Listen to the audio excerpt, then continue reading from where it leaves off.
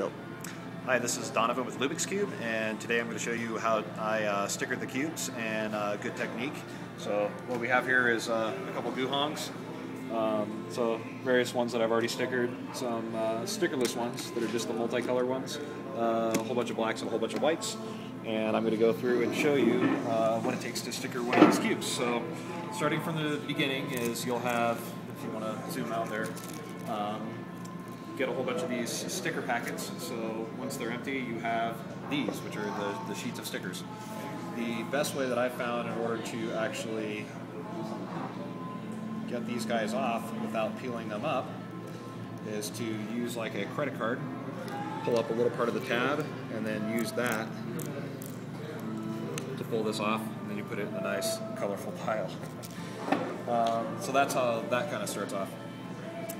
The next part of it is that there's these laminate sheets. So with these laminate sheets, what I found is a really efficient way to sticker the cubes is to get a section of your laminate off. And then what I do, since I'm using full sheets, is I fold it in half and then use that as a tool to hold the laminate sheet. So I already have one of those kind of set up right now, which is right here, and I have it stuck onto the yellow stickers. So I sticker everything 2 cubes at a time. First thing you do is use a microfiber and clean off any fingerprints, oil, things like that, silicone off of the pieces.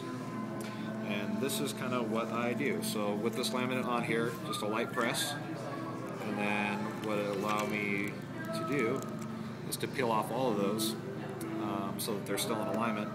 Now the sticker, what I do is I turn the top layer to 45 degrees, and what that does is it prevents the cube from being able to have any weird sort of shapes.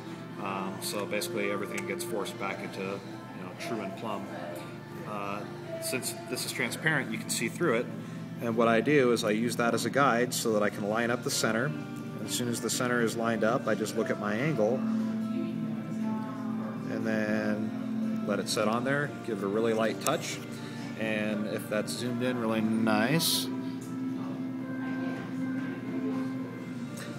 can see that there's little air bubbles in here. So what I have is a whole bunch of these plastic razor blades that I got from CubeSmith. And because of the shape of the GuHong, and maybe it'll actually be able to focus on there, you can see that there's a line that kind of exists right here where it's just kind of like dipped down ever so slightly.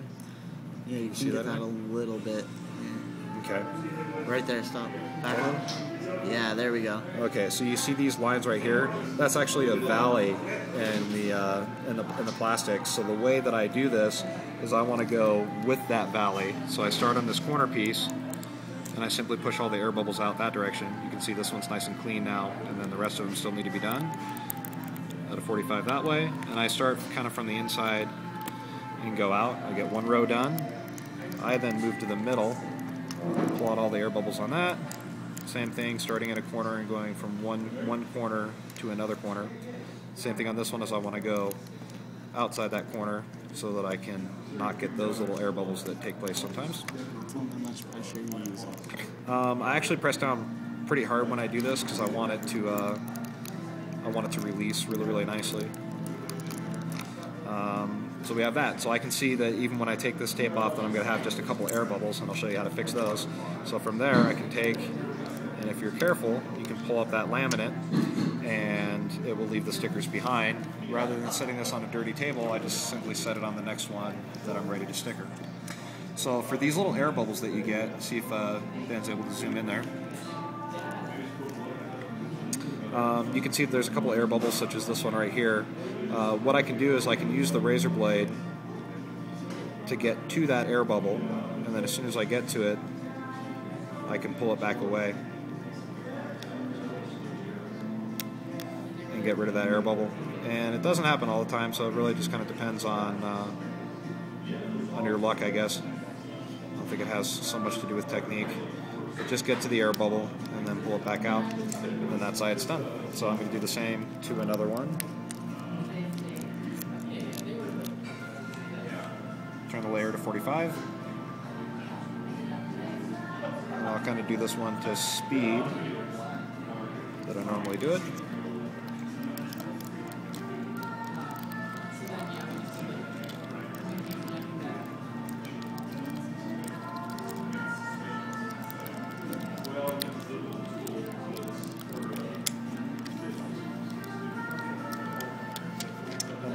last note to make about this is the way that I sticker them to make sure that I do my colors in the correct order is I do opposing sides first. So I start with the yellow, flip the cubes over, then do the white. I then do blue and green, and then I just make sure that I have my red, white, and blue going in the correct order. So literally it's not too much thought as far as doing these when you first start stickering them, just paying attention to the final two opposing colors. So white opposing yellow, green opposing blue, and then just make sure that you have your order in the correct fashion. And there it is, the video on an efficient way to sticker cubes. If you get your cubes from CubeSmith, they also sell laminates, and I believe the cutouts are in a way that this will work. These are the stickers that come with the Day on GuHong. So they're already lined up, and it makes it really easy to do this part with these stickers. So when you get them from CubeSmith, be sure to pick up laminates and give it a try, and make it a lot easier than putting stickers on one by one. Thin.